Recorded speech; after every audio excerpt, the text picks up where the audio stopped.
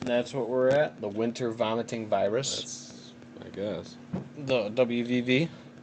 Mm-hmm. Alrighty. Well, everyone, got to put it live on all platforms now because we're multifaceted. Facilitated. Yep. So we are live on Facebook, 100 Proof page, the YouTube channel, as well as on TikTok. So thank you guys for wherever you are tuning in from. Appreciate the support. And yeah, making sure everything's good. This is live. Make sure everything's all good on that. That live video. Oh, yeah, we're golden. Wonderful. Golden. All right. Wonderful. You want me to rip the sponsors? Yeah. Busy Bee Chiropractic and Wellness. Thank you, Dr. Britt over there at Busy Bee. I had my appointment there on Monday. Had that sauna. She's doing specials right now on gift certificates, sauna visits, in combination with your chiro visits. Dude, I would go more than once a month. After the first of the year, I'm gonna go. Go get that sauna? Well, maybe. I might do the massage, the adjustment, and the sauna. Yeah. I'm gonna do the whole thing. Do the whole shooting match. Because you get it's only like $5 for the sauna when you're there for your chiro visit. I haven't been there since October. Yeah. Dude, I love it. It's See my neck? It's like it's like this. It's like stuck forward. Yep. Absolutely. So thank you, Dr. Britt and Busy Bee, for keeping us all feeling good during deer season. Appreciate that. M&R Firewood out of Phelps, New York, and also has their roadside stand. I saw it down there when I went and showed a piece of ground the other day. Down south of Smoking Pete's on 14 South. I want to go try that out sometimes. Pete's, you ever been there? Yeah. Is it good? We should make a trip. I gotta try it out sometime. Let me know when you're off this coming week. We'll go make a trip to Smoking Pete's. So both weeks I have to bourbon work selection. Monday, Tuesday. Both weeks. The rest of it I'm off. About the same. Yep. Same deal. Pierce Metalworks. I'll let Nate take over Pierce Metalworks. Because he's the owner. I am the owner of this fine establishment. But yeah, Pierce Metalworks for all your machining, fabricating, prototyping. You got an idea you want to try and you need something fabricated up, welded, machined, get a hold of me. Nate's your guy.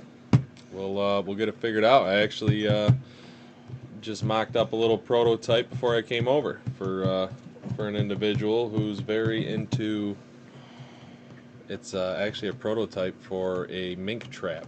Ooh, I like that idea. I can't get Disclose into all the detail details about it, but I can tell you, I don't know. Patent Can't tell you pending? who it is. It might be patent pending, but it might be a thing. But that's what We're the selling thing is, we're so. selling shares right now on the 100 Proof page for $1 a share. So if you want in on this new patent, let us know. But yeah, did a little prototyping before it came up. Cool. I think this weekend I'll be able to get it to the guy. Yep. But yeah, so Good. Got a little Give me a spike ring. in temperature. I'm sure the mink will be moving, as in all small game. Me and Dad were talking about that. Maybe getting a couple traps out and knocking down some of the nest predators a little bit. So, but yeah, thank you, Pierce Metalworks. Also, Phelps Fire Department. Thank them for helping us host a great youth event here a couple months back.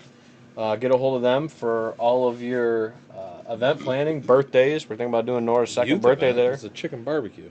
Oh, it's the same thing. We Yeah, did it it's for the kinda- youth. yeah. Did it for the kids. Did it for the kids. And by the way, the check is out. Check's in the It mail. would be cool if I put a little note in there. 4-H wants to do a little photo with a big. Yep. I gave him a note in there with it. So we didn't end The up contents. doing. Did we do both of them? FFA and 4-H, they both went out. Both $400 checks went out. Oh, we did do them both. Yep. 'Cause I know I we were sent 'em both talking out. because FFA was kind of being a little fussy. Yeah, so our FFA money technically needs to be approved by the Mid-Lakes School Board, which I'm assuming is probably going to be yeah. after the first of the year at this point. They have to approve the money that we donate. So we might get the check back. And if we do, we're going to give it to more kids or somewhere else. We'll just give it to 4-H. Again, we'll just give them. Yeah. So, If they think our money's dirty, yep, it's dirty money. which some of it might be. That was It could be. Heritage Outdoor Sports.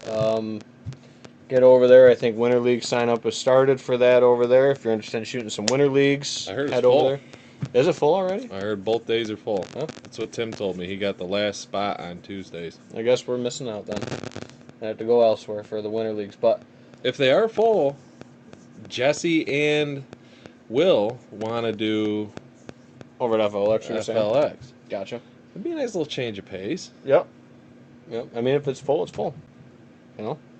I mean, I like Heritage. I like I do everything too. they do. How long are, because I still have my $130 gift certificate Oh, it's good. from a year ago. Your Winter League win. Yep. Yeah, second place. And is it still good? Uh-huh. I probably should use that before. But yeah, go to Heritage. All your archery needs. Yep. Archery, crossbow if you're shooting crossbow. And they got some miscellaneous other sporting good stuff. 30-yard indoor range. And then in the summer, they got a great 3D course. You can just show up. I think it's what? They have two now. A $10 or $15 foam fee. Yep. Sounds about Target right. fee, and then you can just go shoot whatever. Yep. Or you pay for, I don't know how Mike shoot does the whole it. course Or for like I don't 10 know. or $15. Yeah, or Mike does the membership. You can buy a membership and you can shoot unlimited. I want the pneumatic targets back up, and I want the tower going. The poppers. That Apparently was fun. The towers. That was a riot. The towers. They should just do a tower league. I don't know. Somebody sent a universe on the TikToks. They love us. Thank you for sending the universe. I saw Speaking of universe, I saw the Starlink this morning. It was sitting right above Steve's Dude, farm. we were looking at it today at work too. When I got there at the college for a couple minutes, I was get up there. watching it. It was 5:30 this morning. I drove by. I was like, Steve.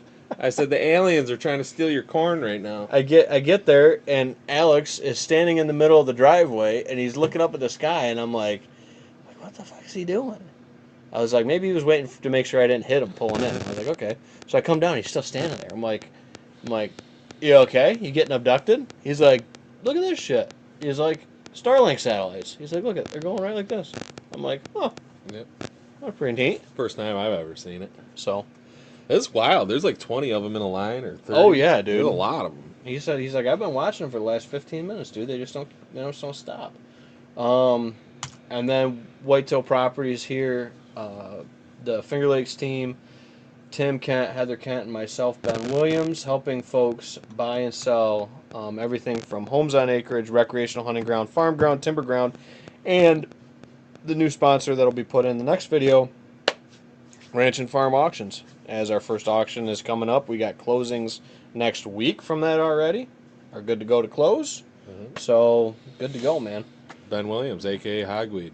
Hogweed. A lot of people call me that from college days. So, alrighty. Speaking of college days, Derek ain't tuned in. I ain't heard much from him. No, he's busy, dude. It's stocking and breeding season and keeping stuff from freezing in Idaho, dude. Derek's been doing a lot of breeding. Breeding them fishies by hand. You gotta milk them. Yep, you got it. Like a pump shotgun. Mm-hmm. You got it. Yep. Pump shotgun. So, yep. So we're live on all the channels and TikTok as well. Chris commented in, says those were fun. Milking fish. Chris? Amos, you milking fish? Amos, how's that? How's the rework of the plow holding up there, bud? Oh, you did a fab for him? I did, and the first one didn't work out how we wanted, so I redid it and I put in a little more supports, and I'm kind of hoping it worked out good for him. Chris says he's laughing at the targets. Targets. I don't know what targets. I don't know. What did you pour me tonight? I almost want to say you poured me a High West. What's the High West? One of these guys. No, what's this? Oh, the old mellow corn. Tell you what, best $9 bottle of whiskey you're ever going to buy is a mellow corn. If it's not on your bar, it should be. So far, so good. That's what I want to hear, Chris. Pierce Metal Works. Thank you for Yep. So working with me. Yep. So yeah, dude, a lot of stuff happening. Our gun season's ended since the last episode. Our muzzleloader season, our first muzzleloader season, has come to a close. And I found out what we now need to name this holiday hunt. You know what it is? It's the Kwanzaa season. Because Kwanzaa is December 26th through January 1st. Yeah. It's the Kwanzaa season. Okay. Yep. Chris says I was saying the target's a Jewish? heritage. No, it's the African American. The targets at Heritage were fun. Yeah, the pop-ups. Pop-ups were. They a were blast. right. Mike needs to get. Yeah, I gotta head over there tomorrow. Or Lou, I'm not hoping Mike. so. Lou. Yeah. Poor Mike. He's half disabled nowadays. Upstate Hunting. I believe that's Caleb. Says the plow blade has held up so far. Thanks for Pierce Metalworks. You did one for Caleb too. Dude, You're an animal. So plow fixing. Have you plow fixing? Combine fixing. Do you know how big my mill is? That manual mill I got. Mm-hmm. Caleb has this like 8-foot plow blade, the wear blade, and he wants me to mock all the holes on the other end so he can use the other side. Oh, for a plow truck. Just to flip it. Gotcha. Okay. No, for the plow. You know, on the bottom of a plow, they got the wear plate. Oh, yeah. The scrape That's plate. what I mean, yeah. And it wears down over time. Actually, I got a video of it. Dude, that thing was hanging off of that mill like 5 feet. It was almost touching the lathe as I was like working on it through. Yeah.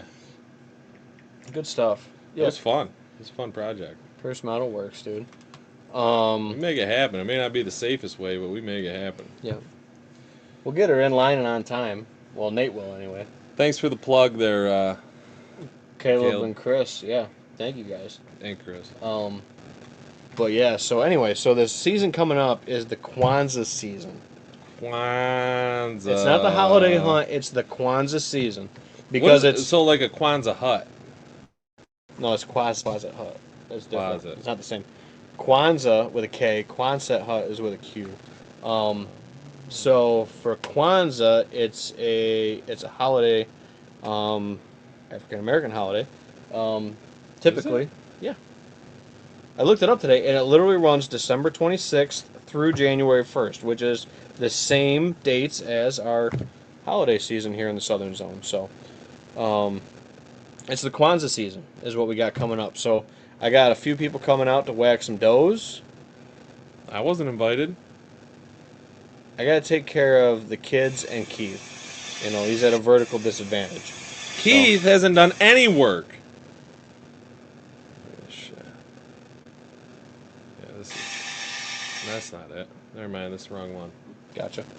So Keith better get his ass over there and start spraying, seeding, trimming stands. I need an invite at some point. Damn it, Keith. And I had a limping buck the other night, Nate. I know. He was limping, and you... Bet on the deer, dude. I always bet on the deer when it comes to that. So, for those folks tuning in on all the channels as well as TikTok, drop the hearts on TikTok if you guys would. Send us all that fancy stuff. I don't know how this works. And it's a live Q&A. So, if you guys have questions, drop them in the comments. I should be able to see them pop up. And, you know, we talk deer hunting, habitat strategy. We talked a little bit off camera before we started about Nate's new project. We're going to probably do some videos of that, you know, coming up. Yeah, we'll do some videos out there. I think that's a great new project, dude. I love the idea, love the concept. We'll dive into it deeper probably in future episodes. 100 proof. Yep. We're mainly OG mix. Where I'm. It depends on how things go. I might be throwing in some spring mix. Yep. And then we got. My family might be buying another piece of property. That's in the works for this off season. We got a timber harvest coming this off season. We got more habitat projects obviously coming this off season. Yeah, dude, I'm ready to start gearing up for the habitat side of stuff. We got one buck we're still after. You know, we'll see if he comes back around. I've had some pictures of him and encounters with him. from afar, not knowing I had encounters with him, but he was within distance on cameras, like within the 24 hours I was in there after him. And we'll see if we can knock a couple does down. I got to take a few of them, and then that's the other thing, dude, is I want to talk about we need a processor. I got to talk to Daryl here after season, a couple other folks I know.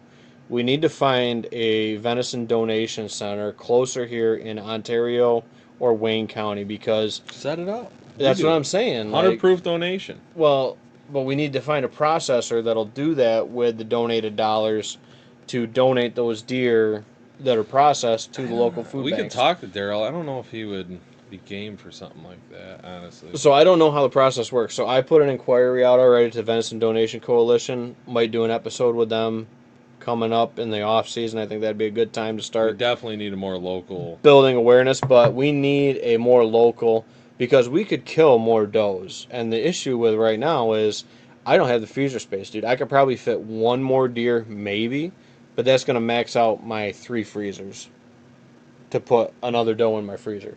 So I have Dylan, who's been on the podcast before. Dylan's going to try to come out whack a doe, and then Keith's going to try to come out whack a doe. We'll see. And then Keith. And then probably he's got one 2 deer. He's fine. Well, no, the one he turned into dog food.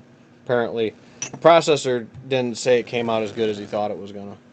So, you retapped them, flipped them for the flip side. Look at that thing. It's milling right now. That's how I Good do deal, it. dude. That is Caleb's. Those are hard fucking blades too, man. Like carbides? What, my No, the end mill? No, the plates. No, it's just steel. Oh, just a steel. But yeah, dude. So a lot of projects coming up this off season. But you finally got corn coming down. I got corn coming down. So I think the holiday hunt over on the lease is gonna be pretty nice. It went out there. I got a little. I got my little 8x5 trailer. When I got some straw bales, I stacked it up, cut down some of the leftover corn stalks, put it around it. The farmers harvested the corn the past 3 days, so they were finishing it up today.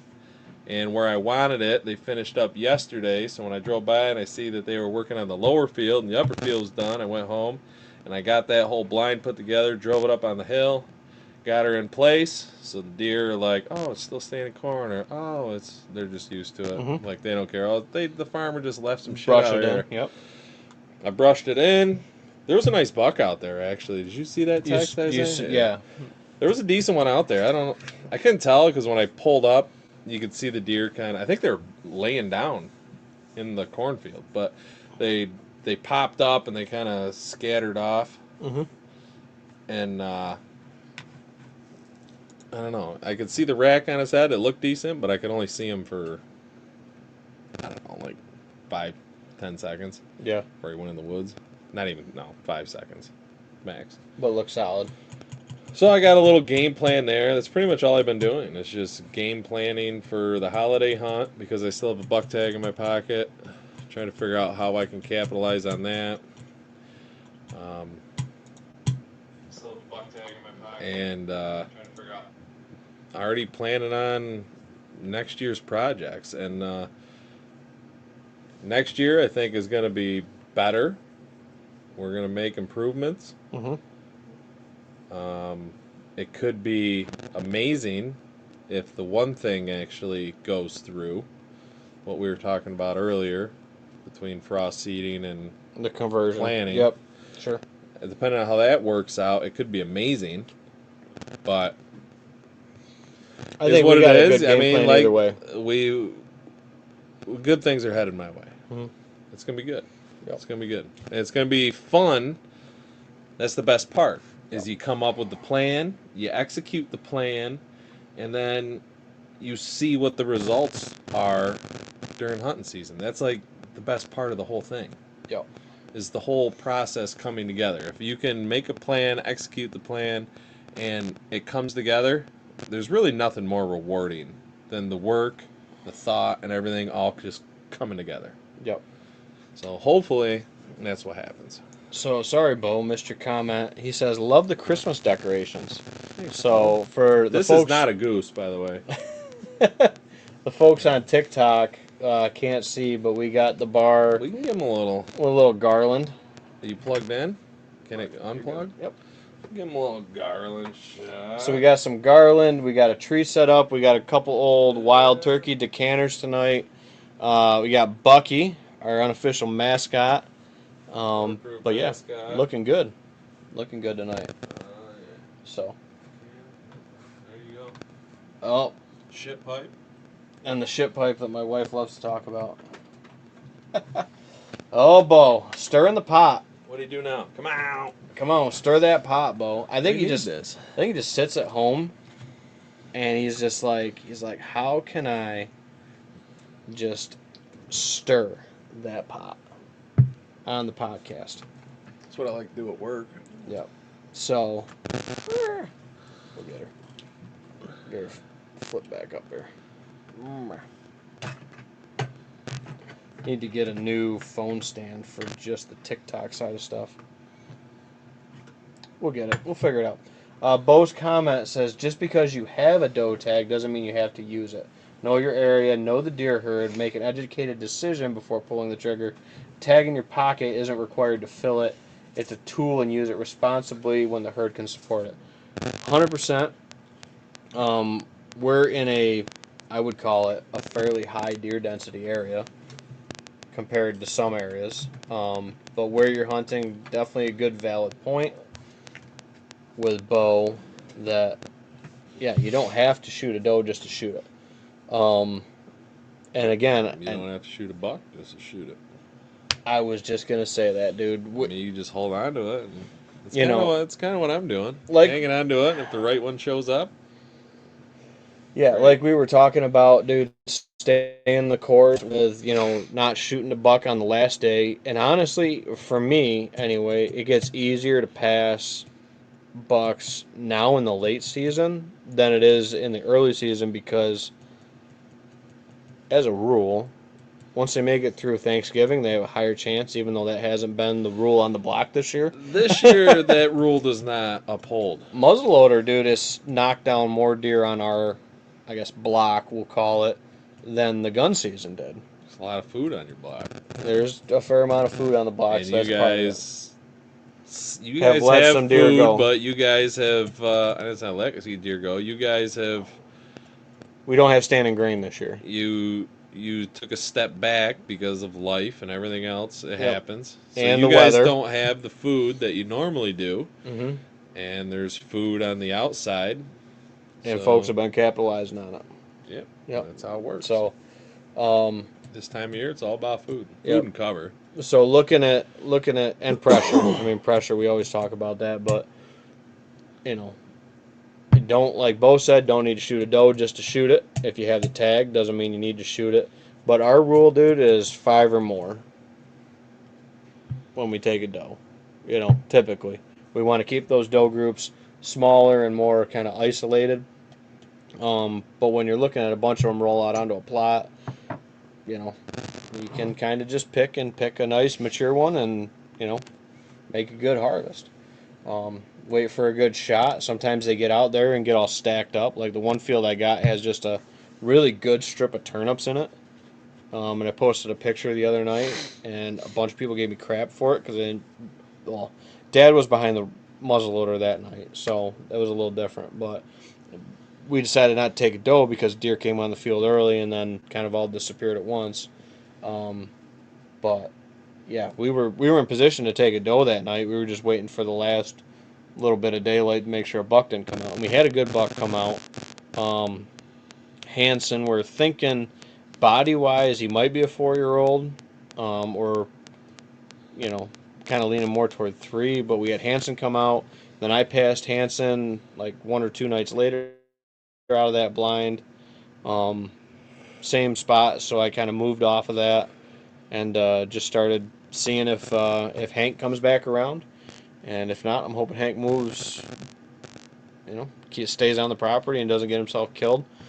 Most of the folks around us are Stays out of the road. stayed out of the road. I mean, we lost a really freaking solid 3-year-old dude to a car, which sucked. Which actually, speaking of that, I gotta dig another hole here at the house and bury that here in the next couple days. Why don't you just do the skull? That's what I'm gonna do. I'm just gonna bury it. No, I'll bury it and bucket it. boil it. I don't have time. I'd say, like 4 years ago, I'd say, come on over. We'll drink beer and boil the skull. Mm-hmm. It's different with kids. Can't do that anymore. No. No. So, but yeah, the biggest thing this off season, dude, is I'm looking at the family purchase of this other piece of property. That's high on my priority list to get that secured and squared up. Been talking to the surveyors and all that stuff to get everything in line, ready to go. So hopefully that should be good moving forward. And then the timber harvest on my parents' piece of property. That should be going in. We're going to start marking trees. I wanted to do it today and tomorrow, but of course we have beautiful weather and like 50-mile-per-hour winds, so I'm not walking around in the woods in 50-mile-per-hour winds. So speaking of your guys' land improvement, Yep. Let's hear about the pros and the cons that you have learned or figured out from the pond project. So I think it's doing what we want it to do. It just needs to get finished out. Because you just got graded out. Yep, I think just take the hills down. Yep, grade it out, take the hill down, maybe take it deeper a little bit more, so that's got some fall out of the ditch into the pond more so than it does. We need like 150, 160, whatever that ends up being for a bigger excavator in there and a dozer, just to level that out and smooth that area out. And then we should be able to plant literally side to side until the big hill.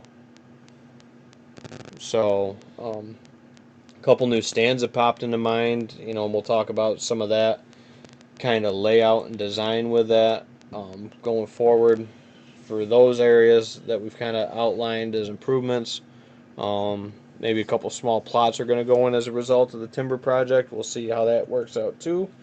But finally getting a couple skid roads, which will be access trails or development trails going forward, back and forth. So, but I think the negative with the pond project is just not bucking down and finishing it all off this year. Sometimes it takes a couple years. Yep, and granted, we had a super wet spring. We got kind of swamped out. I think I could have made better progress on it than we did, but we got swamped out in the spring, so that affected how it kind of went.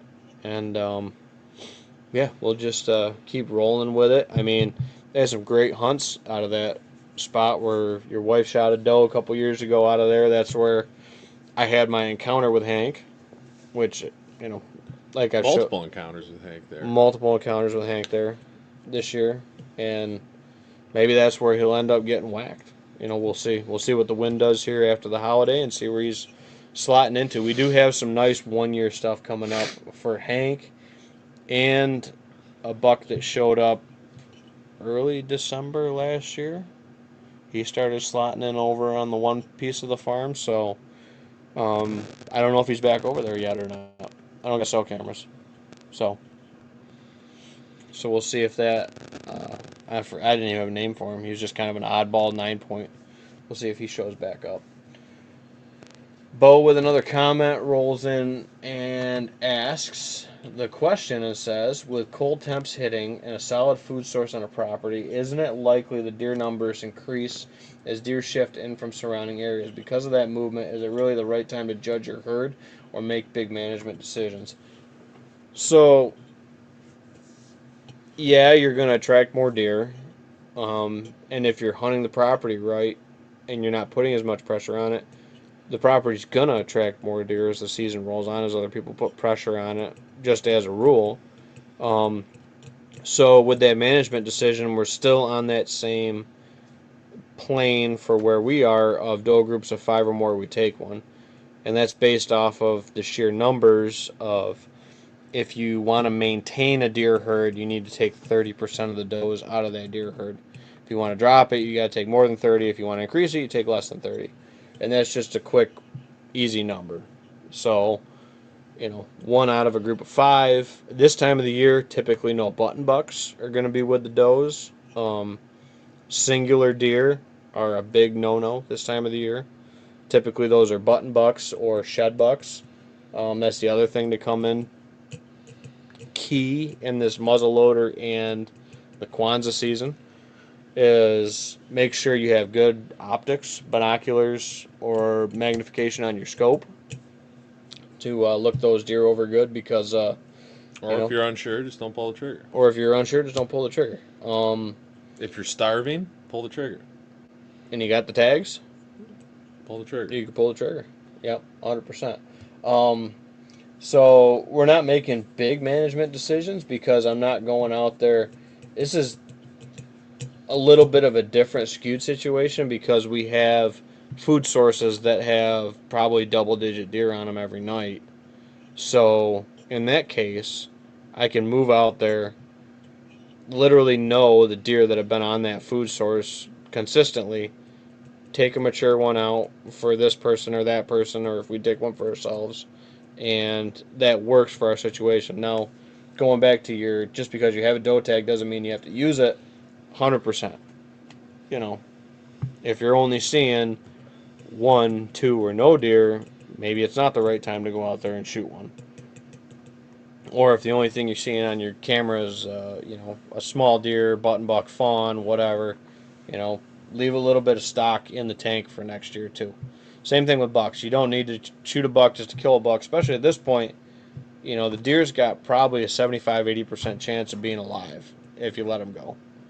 So,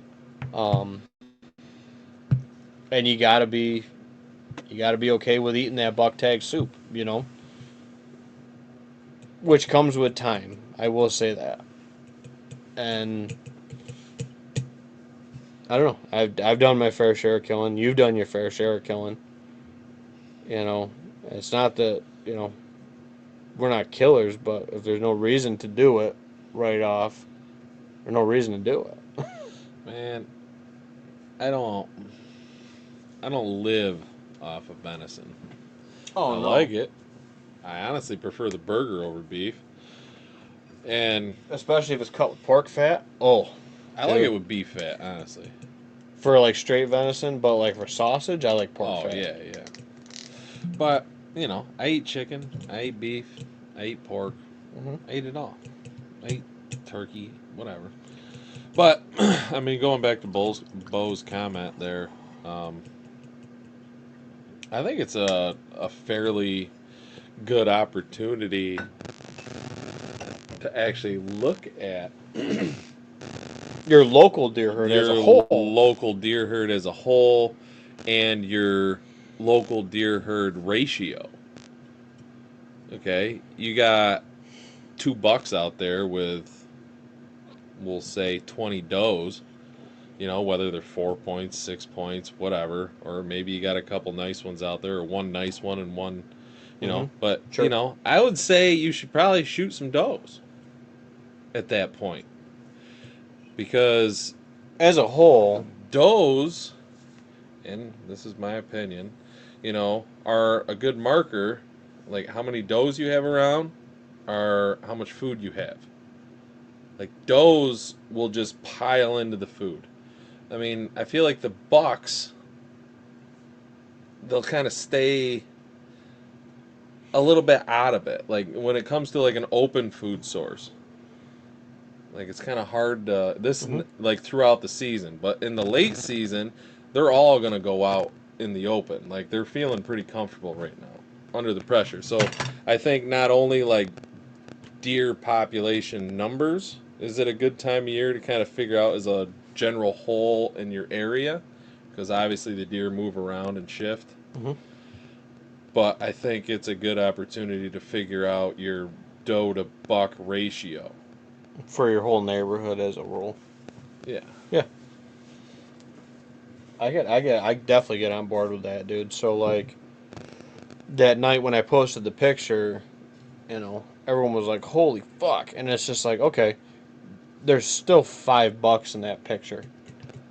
There's Well, four. there's a button buck. There's 4-year-and-a-half-olds and one 2-year-old Squiggles. Squiggles was out there too. So The gimpy one? no, not the gimpy one. Winky Wonky Donkey? That's the Winky Wonky Donkey, buddy. Yeah, that's what we named him. I seen your TikTok, and I remember you saying Winky Wonky Donkey, and I'm like... Because I was like, but then in the video of the TikTok, he's not even limping. Yeah. You can't even see him limp. Yeah, so if anybody's got kids and has the Winky Wonky Donkey book, the donkey's got 3 legs and 1 eye, and this deer's got a limp, and he's been blind. He's a 2-year-old. All right, thanks for clarifying this for me. He's been blind since he was a spike last year. I followed him to this year. He stayed on the farm. And his eye looks normal, even in normal videos, but it doesn't have a flashback pigment in the night videos. He'll like that one. So that's the Wonky Donkey, or Winky. Maybe we'll call him Winky. Not to be confused with Bill Winky. Like Bill? Yeah. I've been watching a lot of Bill's stuff. Bill's good. Just because Bill. he's a true Hoyt guy. You know what I mean? Like, he's all about Hoyt. He doesn't... Well, they send him checks, so... He doesn't stray too much. And go to the Matthews side of the dark side of the force. I like Bill. He does get a little difficult to listen to sometimes, though. Mm-hmm. I mean, everybody with moderation, even us. Yeah. Yeah. So, anyway, what were we talking about? The Wonky Donkey and... Wonky Donkey and David Squiggles. Squiggles. Todd's comment. Yeah. All right, we'll hit David's comment, and then I'll get back to the deer thing. We have a lot of snow now, and the deer are loving that 100-proof food plot every day.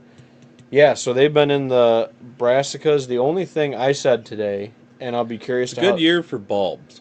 It is a good year for bulbs. We got early snow. The greens died off pretty early. Stuff started to set back. I wouldn't say early. I would say almost normal for what we have for winter conditions here in upstate New York. I don't know if you would call it normal anymore. Well, yeah, it's this way, that way, up, down, left, right. I mean, the Adirondacks, their foliage, their leaves, I mean, they were like 2 weeks ahead. Everything was like 2 weeks ahead this year. Yeah, so maybe we were a little early. So the only thing I said, and I saw it even driving home today, was if you looked at like the alfalfa fields or like the wheat fields or any of that stuff where the snow melted off, they were looking like they almost had like a pop of green. When you get these 40 and 50 degree warm-up days, they're going back to green food source. You're not going to see them as much on the bulbs that night. You'll see them back in the wheat. You'll see them back in maybe the clover or the alfalfa or the hay field.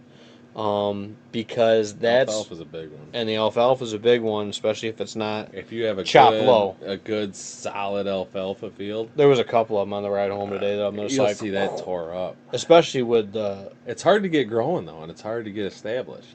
Yeah, unless you got a big field of it. And unless you're a professional farmer, it's kind of hard to get rolling. Well, it's a lot more demand on the pH, to be good. It likes better, kind of well-drained soils as a rule. So alfalfa is a little bit tougher of a crop, and unless you're running Roundup Ready alfalfa, weeds can creep in and become an issue for it too. So, but that's something I noticed, Dave. It would be not this past deer season, but 2024 deer season was with that 100 proof mix, and I did it in like staging plots because I don't have the ability to plant like a half acre or an acre of a food plot. So you refer to them, and now I refer to them as outlaw plots, where you sprinkle them into the beans. And it's nice when the ag field butts up to where those deer are bedding, because when they get up and they get out of their bed that last hour of light or whatever it is this time of year, last hour, half hour, they want to get a little nibble before they move on to what their major destination is. Big hayfield, big ag field, whatever. Yep. And with the beans, and by being able to go in there and sprinkle that 100 proof mix in there right along the edge of that bedding, those deer were like clockwork. Would come out, they would hit the greens or some bulbs or whatever on right on the edge of that bedding, and then they would just Before work dark. right before dark, like that last half hour, and they would just slowly work their way down the edge to their main destination. Mm-hmm. Yeah, no, it's a great one for that. I mean, and that's just how I've been able to use this stuff. yeah, and we talked about the new plan for the 100 proof this upcoming year, which I think is Slamming. Yep. But I'm also in front of the plan. I'm still doing that strip. Like, further to the north. I'm still doing the outlaw plot headed all the way to the north corner. All right, because At least that'll be rotated out next year. It'll be beans next year. So I'll be able to do the outlaw plot next year on top of the improvement plot all the way down to that north So you'll corner. have maturing in the edge, and then a little bit more of just like the leafy, maybe small bulbs in the outlaw. Yes. And it's going to continue through the cut on the edge of the grass / potential field. And It then has on potential. top, it does have a lot of potential. And then on top, Big I'm moving the outlaw. blind. I'm moving the blind. Okay. Which one? The north blind or the south blind? No. South blind's money. I can't. I was going to say I a can south put that blind. whole south bottom with that blind. I can't move that blind. The north blind. North blind. I don't have a marker anymore. Where'd the marker go? Oh, no, you had it. Oh, it's right here. I was going to say you had it. Make sure it's not the permanent one. Expo. Yep. Expo's good. Alrighty. This looks great. So you guys don't know what I'm talking about around here. Alright. So, blind, we got top field. Right? Side hill. Blind is currently here. Mm-hmm. This is north, by the way. North. Yep. East. South. Yep. Yeah, You got it. You get the fucking idea. So, when I originally built the DIY blind, if some of you might have been tuning in long enough for that, the DIY blind I ended up putting here.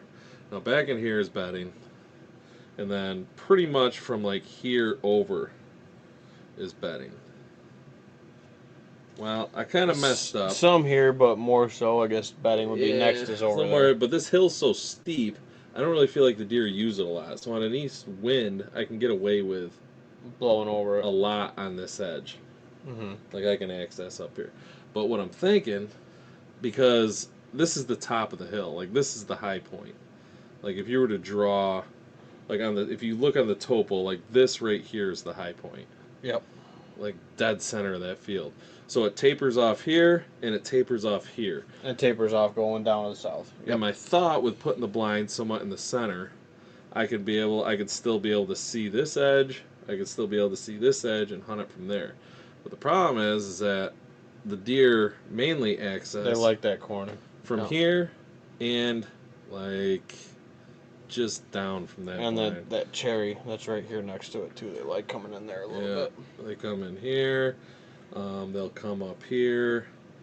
And, and occasionally, I mean, this is more like, I would say, early season bedding, more than late season, but they will bed in there and they'll come out. With a hard west wind, I bet. Yep. Yeah, hard west wind, they'll come down because that is a sharp drop. That's actually where I killed my buck this year. New spot. But, so my thought is, and I've been struggling with this top field just because of that taper. So if I sit over here, I can't see over here. If I sit here, I can't see over here. You see what I'm saying? Like, so if the wind's coming from the west, I'm sitting here. It's all no good. I'm sitting here. Right. And the deer come out of here. But if they decide to just kind of mill along this edge, all I can see is their ears and their heads. So just plant the top. That's what I mean. So 100 proof, coming in the top, about half an acre. I'm gonna do like maybe like a little jog thing like that. Mm-hmm. Blind, I'm gonna have to rig up some kind of stanchion right here where that second stand is, right here, where that X is. Yeah. The top of the hill that I have. This blind is going here, and I'm gonna build something up that I can set that blind on top of, so I have the height, and I should be able to see majority of this. Maybe not the whole thing, but if I can get that blind up to like 18 feet, That's up there. I'm figuring. I've been thinking of freaking ways of how to do it. Whether I got to bury 4x4s, or if I can build Some like posts. a box and like fill it, or somehow use the trees. Because you're at what, about 7 right now? 10. 10 Well, no, it might be 7. to the platform. Yeah, Yeah. So you got to jump it up another 10 foot. yeah, pretty much. So What about? I could use the trees that are here Mm-hmm. to try and build something, like kind of box them out, and then just kind of like attach it to it and raise it up, and then I can wrap the bottom, so my access from the road down here is money. So if the deer are up here feeding, doing their normal thing, I access here on a west wind, and then if I wrap that bottom where they can't see me go up and down, I can get down and I can get out without disturbing anything feeding. Mm-hmm. You see what I'm saying? I do. So that's another plan for this year. Does it make sense? It's just a lot. I know how much that hill pitches off because I've been up in there. But I'm going to make it happen. You know I will. Mm-hmm. I'll figure it out. I got a tractor now. Well, that helps. You see how much I did without a tractor? Just think what We I can took do. mine over there when it was like negative 20. Just think what I can do now with a tractor. But all right, so I got a good topic right here. It just popped in my head. One piece of gear that you can do without going into next season. I'm pretty kind of, I don't know. Once it works, it works. I like kind to of thing. say, I like to say I'm a bit of a minimalist, but Mm-hmm. when it comes to hunting, because I don't like bringing a shit ton of shit with me when I hunt 10 minutes down the road from my house. Mm-hmm. If you got to leave one thing that is in your current setup or was in your setup when you started season, what's one thing you would take out of your pack or your gear going forward? Now that I have a history of the property, I know the property, I would eliminate cameras. Trail camera? You know a good buck when Mm-hmm. you see it. You know a solid buck when you see it, Okay. and you know they're going to be in the area, and you kind of already have a history with the property. You can kind of figure it out, right? Mm-hmm. Like I could hunt without cameras and still, like knowing what I know now, like knowing what cameras have taught me in the past, compared to like, oh my God, there's like, you know, Okay. that's a decent, like I could do without cameras for a year. Okay. I really think I could. Gotcha. That would also put into the factor of if there is a freak that's around, I would not know. Yeah. If there was a certain buck. Sure. But I'm confident enough I could go out and I could identify a 3+ year-old deer without having any history or video data of it, Mm-hmm. and Okay. be able to kill it. Gotcha. My thing that I'm taking out of my pack is extra layers, because my setups become better with my clothing and my garments, and then because of that, I'm also taking out, and I'll be selling my camera arm setup, because I don't feel the need to put, multiple, bring in a camera setup basically. So because of that, because I have a Pierce Metalworks camera arm. Oh, you're pimping me out here. Yeah. I see what you're saying. And I'm getting rid of my other that. setup with having Way better setup. Pierce Metalworks setup. presets and more cost-effective setups in those locations where all I got to do is take an arm. That's it. And your cell phone. Well, that's already in your pocket. That's so what I mean. I take my arm that's already has a small, which I'll pull it up on one of these off-season episodes. I'll bring my whole new setup out now. It's the arm, the Pierce Metalworks arm, and then I put a small fluid head on it that I found online. Yeah. And I slap my phone into it, and that's perfect. The only other thing I run with that is a Bluetooth remote. So I don't have to do any of the zooming on the phone. I can run that out of my pocket. So I can do the zooming and work the thing. Minimizing movement. Trying to minimize movement best I can. Yep. So you could do we should do like a comparative video. Like what you got to do to like set up versus a preset one or whatever. And then the cost, and then, yeah. The cost of this versus the cost of that. Yep. Long term, it's way better. I do like that because you can just set it, boom, it's in, forget it kind of deal. And we came up this year with the mobile thing. Which I think is, then you don't even need to do the permanent. Yep. So legs. You got that option, and I think we just need to just tune it. That's all it is. Just little fine tunes to make it exactly what we want. But I think that's really coming on, and if you got the preset legs, that's money. You just set it, forget it, done. Which, going into next year, I'm getting rid of a bunch of stands. Not getting rid of, but like taking them out of the woods and moving them to different spots finally. That's on my agenda list, so probably going to be hand in hand with the timber harvest just because they'll be in there and maybe taking trees down in and around where stands are coming out of anyway. So, anyway, Bo says crossbow. Bo's taking his crossbow out. He's taking his crossbow with him. Out of his pack. I was going to say he's taking it with him because that was my next comment with this. After we hit Andy's comment over here on the Facebook, says, "Hey guys, Merry Christmas, Merry Christmas," with the Christmas setup. Feeling a little festive tonight. We got the snow wild turkey decanter flying up into the Christmas tree. This is probably our last episode until the new year, really. Pretty close, yeah. With the holidays and everything coming up, it's going to be a little tough. Christmas is what? Christmas is Thursday? Yep. So we'd be Christmas Eve doing an episode? And then New Year's Eve and New Year's is Wednesday, Thursday again. Yeah, it falls in the same So we might not be back on until 7th, 8th. Yep. Or maybe we'll do an episode after New Year's, like New Year's weekend thing or something. If one of us smash a good one, we're probably doing. Well, if one of us kills or something, absolutely, we'll be doing one. So Bo says he's leaving his crossbow home. Andy says, "Hey guys, Merry Christmas. Did you see Tanner's buck?" Yep.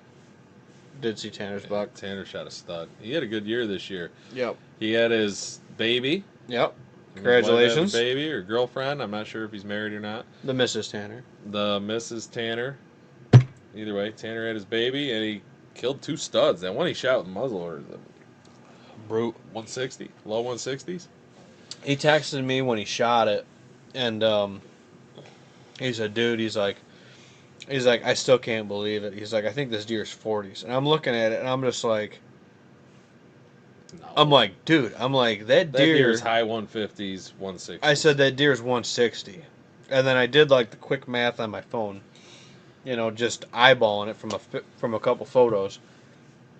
And I'm like, I'm getting like 160, I think it was like 164 or 166, something like that. And then Andy grossed him out at like 162. Which, I was looking at my 154 on the wall and then looking at his, and I'm like, it's better than that. Dude, the buck was a great buck. Yeah, freaking hammer, dude. And 4s. You don't see those on the 10s. And when those 10s have those 4s, dude, they just fucking score. So, yep, that was a slammer. Yep. Heck of a buck. Heck of a season. Heck of a year for that guy. Yep. So, and we are doing the runnings event coming up in March. Am I running the 100 proof table again? No, we'll be there together. You were scoring. Well, we'll score at the 100 proof table. Because we got if Andy will like that. Well, Jeff, you gotta have You Jeff. gotta, you gotta have Jeff's Jeff the bless boss. it. You gotta have Jeff, can bless we it. score at the 100 proof table? You gotta have Jeff bless it.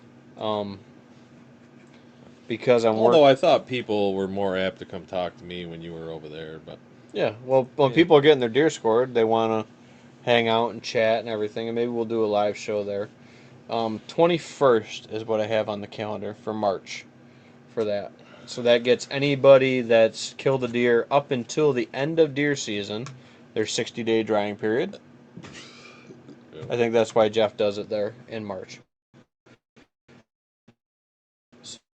So works out. Perfect. We'll be at Runnings March 21st is what's on my calendar for that. So, yeah.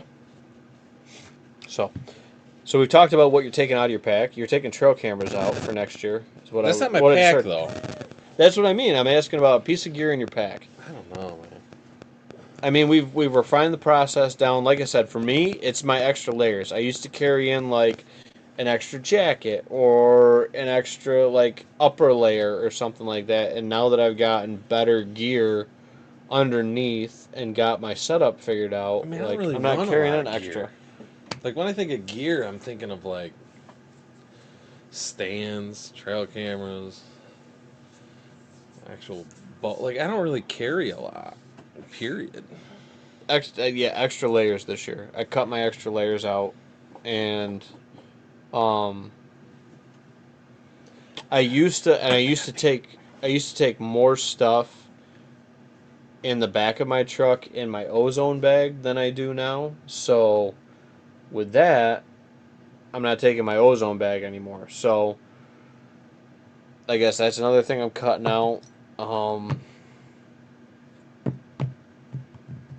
Yeah, that's kind of what I've been cutting out.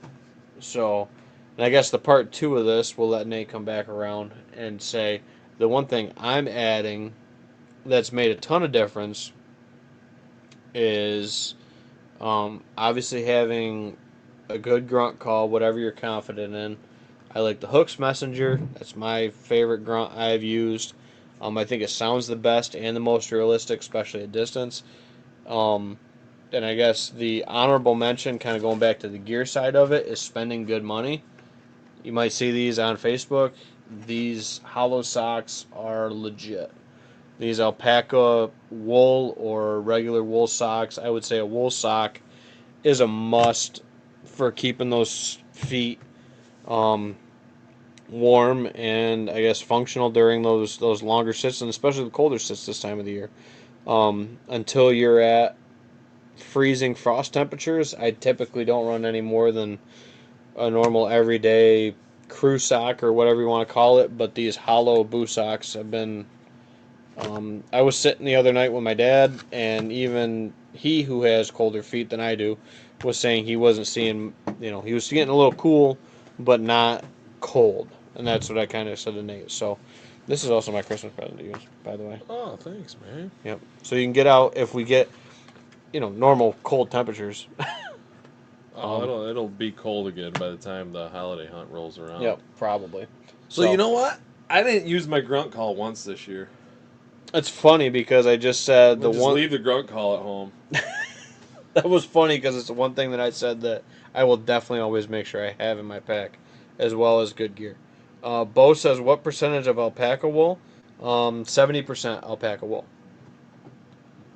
27% nylon, and then 3% spandex, probably around the top cuff of the sock. You said you would never leave without your grunt call. Never leave without my grunt call. I'd walk back to the truck this year for my grunt call. Well, it depends the time of year. But I would rather, obviously, you're really only using the grunt and antlers rattling during the rut. Mm-hmm. I would take antlers over a grunt call. You see, on the opposite, I'd leave the antlers, I'd grab the grunt. I've had better luck. This is why we differ. This is why I love it. So, but yeah, dude, Bo says that's good. Yeah, the breakdown of these with like wool versus synthetic, I guess, material we call it.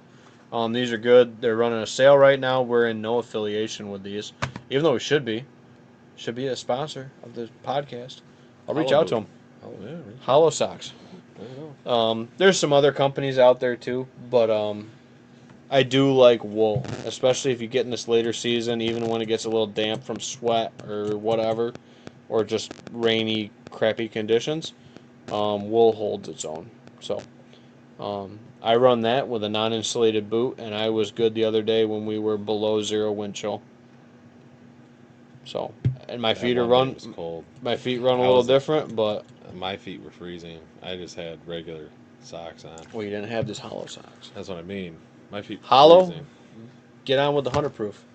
We'll hook you guys up if you hook us up and our viewers up. If you hook our viewers up with a freaking comment and a code, Merry Christmas. Man, oh man. But they are running a good special right now. Buy 2, get 2 free. I think actually in buy 3, get 3 free. I would say to spend money on quality gear. Yours is the Huntworth stuff. You like that a lot for good quality gear. I do like it. Spend a little bit on getting good gear, and it will help you stay in the field and more comfortable longer. I really want to try Osseo, but I don't want to spend the money on camo. I can do like the camo doesn't really make a difference. Like the quality of it does. Like you're saying, like for the colder temperatures. Mm-hmm. But like the pattern and everything that they sell, like it doesn't make a difference. You see that whole tote behind the camera? That's getting listed on Facebook Marketplace. I'm literally. You know how much camo I gave away? Like my brother-in-law, because he's kind of just starting out bow hunting, so he doesn't have any. Sure. Lights. I just gave him like a ton of stuff, like stuff I didn't even know. I forgot I had. It was upstairs it was in my attic in a trash bag, stored away. Yeah. So no, and you refine your gear over the years. I'm definitely going with Osseo next, but Huntworth is nice. Yep. I like the First Light stuff I have. I've been able to run that pretty much all season. The only thing I've been changing up is now that we've got snow on, I just put my snow bibs on over the top for a little bit extra. But it's not. I don't think I even need it. Honestly, you can kill deer in your red flannel, dude. Flannel and your buckhorn. Mm-hmm. Look at the blinds we got. Just go sit behind some cover and wear your. You can kill deer doing it. Yep. Andy says, "Do you guys have snow camo?" Yeah, just saying that, Andy. Right on top of it. No. Yeah, I have a little bit. I have a pair of snow bibs and a snow top.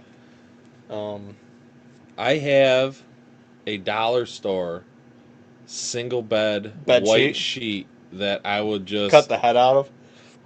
Well, you could do that, or you just lay it over you like a blanket while you're hunting. Yep. Or on top of you. I've done that, dude. I've killed a couple deer like that. You get up in there, dude. I've never deer hunted with it. It's more like coyote. I got up in there, dude. I cut the freaking hole out for the head, put it over me, bed sheet, spread around me like a big dress. A little Sharpie to make some like tree limbs on it. Now you're getting fancy. Oh yeah. What if you like tie-dyed it and dipped it in black with like the little scrunchy? Ooh. There you go. Make a little Festa homemade camo. A little Festa camo. Bo says Osseo makes the best puffy coat, hands down. Super warm, super quiet. That's the thing with puffies, dude. Most puffies are very noisy. They're noisy. Swishy. So that's I would be really curious to see that, dude. But they are really good. If you can put a puffy on with like a vest over the top of the puffy, so it kind of keeps that noise to a minimum. I've done that before in the past. Tyvek, isn't that like the like beekeeper suit? Yeah, pretty much. Caleb says I used a Tyvek for my snow camo this year. Works awesome. Yeah, for over the top. Steve Lush says try a Code of Silence. Steve can comment now. Steve Lush. Oh boy, we're in trouble. The Lush. Thank you for commenting. The man, the myth, the legend. That's not good. He can comment now. He figured it out. We're in trouble. I think you probably knew all along. So Code of Silence, I think is what Bill Winke runs. Osseo is what like Don Higgins runs. It's all in who pays who. Yeah, yeah. most of it's coming out of the same company, just different patterns. I really like my Under Armour stuff that I bought. I still run it. So I've been on the First Light train, And I love the First Light base layers. And you know what's been actually like kind of, not to cut you off, First Light. No, you're good. Sorry, but the actually having two sets. Like you go out on a rainy day or something, and you got to let the other one dry. You can still just grab the other one, because I have my Huntworth, and I still have my old Under Armour set, and I've been swapping them out. Yep. As you know. So I've got that. I've got like you said, like a backup set. Mm-hmm. And with that, I have a bunch of scent lock, like quarter zip, black overgarments that I'll use. I always like scent lock. I had a couple. So what I'll do with that is I'll put that, because I can fold it up really small. I can fold it up like smaller than a manila envelope, pretty much, and that'll go like in my hand muff as I'm walking in. And if I'm going to like a tower blind or something where I want like a black background, I'll put that over the top of my layer, so I have black in the blind, and I'm not walking in all black. So I use that a lot as my backup. Definitely multiple layers of your base layer. Once you have a base layer that you like and use, Field and Stream. I like the Field and Stream stuff. That's been phenomenal for me. If you learn how to layer, and you know how to layer, and you find something that works for you, you can just run Walmart, Mossy Oak. Once you have your system down, absolutely. And then, so I like the Field and Stream base layer, and then I run like a Henley. But you gotta be First Light. You gotta have that little bit of tough guy in you if you're gonna run the Mossy Oak with layering. Yeah, you gotta have the wind will seep. You gotta have that edge about you, or else it'll eat you alive. Yep. So, but it does work. Other big things is windy days. Is you need a noisy vest, and there's no other way to call it than that. You need like a waterproof Drake vest or something like that I run in the past. Keeps that wind off your core, and especially off your kidneys. Once your kidneys and your back get cold, you're done. Once it gets down to that core level, you're done with your cold. So, waterproof vest when it's windy, I found is huge to keep that core warm. And then hot hands, it sounds weird. Hot hands inside of your thighs, like in your groin area, that will keep warm blood flow glowing up and down to your legs and your core. A couple hot hands, stick them down in your belt line and that groin area. What that does is it keeps good warm blood flowing in that area. That's been huge too. So they got the hot foot or whatever that you can stick down your boot. It's like the whole foot. I just take a hot hand and I put it at the tip of my boot, because your toes and the ball of your feet is what gets cold. Your heel doesn't get cold. Yeah, sure. So I just throw a hot hand in if it's going to be super cold and I plan on sitting out there for a while, I'll just throw a hot hand at the tip of my boots and just kind of, like put them underneath them. Mm-hmm. Put them underneath my toes. And then I usually run hot hands in my pockets. That way I can just shove my hand in my pockets and hold on to the hot hands with me. Yeah, I do run like a rechargeable hand warmer in my muff. That's the only thing that I'll run typically for that. And then if I'm running the hot hands, if I need them, haven't had to use them with these hollow socks either, by the way. I have like a little boot cover that kind of slips over like a little sock over the end of my boot. And I put a little hot hand on the toe, basically to keep the rubber from getting surface temperature cold, on the toe area. Because like you said, that's the only area that gets cold. So in the past, that's what I run, is the little boot socks with a hot hand in it. But yeah. Bo says, Code of Silence is nice, a little heavy. They need to start adding some more windproof garments. Windproof is the toughest thing with quiet, because typically one doesn't work well with the other. The best thing I found with like windproof is actually wearing a windbreaker in like between, a mid layer. like a mid layer, because it doesn't make any noise then. Mm-hmm. And that's the best way to break the wind, in my opinion. Yeah.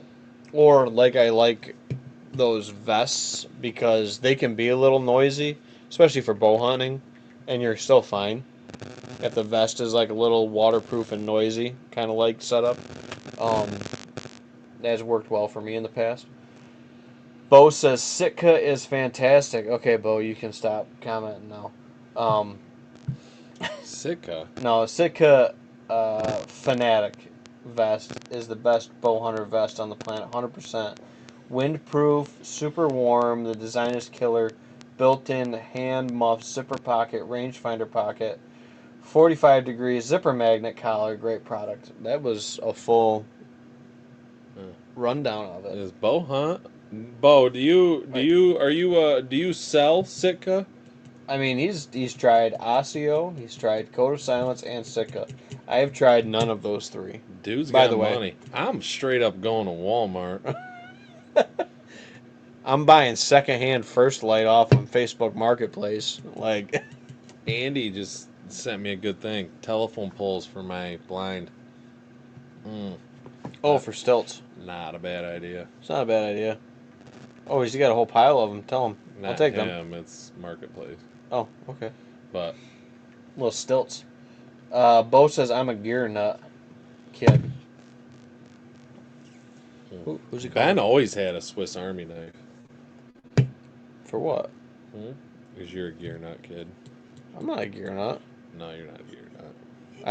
I've run Drake and then First Light. That's kind of been my two that I've kind of been with for camo. Y'all gotta understand, me and Ben are poor as fuck. Oh, and that's all end of the season clearance. Like, I think I can fit into I think I can fit into a large, Nate. So I'm gonna buy a large. Yeah. You know what I mean? Like, like Bo, you were busting on me way back when I bought Huntworth. When I spent $400 on that whole suit, that was a big deal for me. Huntworth, big deal. Someday. And then nobody sells Huntworth anymore. Well, Runnings does. Yeah, Runnings does. Runnings is Huntworth. It's the closest to it, so it kind of worked out. Mm-hmm. Yep.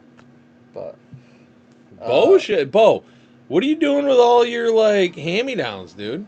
Like, send them our way. Are you what size are you? Are you an extra large guy? We'll get along. Or if you're a medium guy, we'll give you Keith's number. No. Keith needs to suffer a little longer and pay his dues. Bo says Huntworth is good. I think their prices have gone up quite a bit. Well, I guess Nate got in at the right market. So, Amos, actually, when he picked up his wheeler, he was telling me he was thinking about buying a full, cold Huntworth set. Mm-hmm. He says, they just look so comfortable. I said, honestly, I got them. I said, they are nice. Yep. Good deal. All right, we're sitting hour 15. Good show tonight.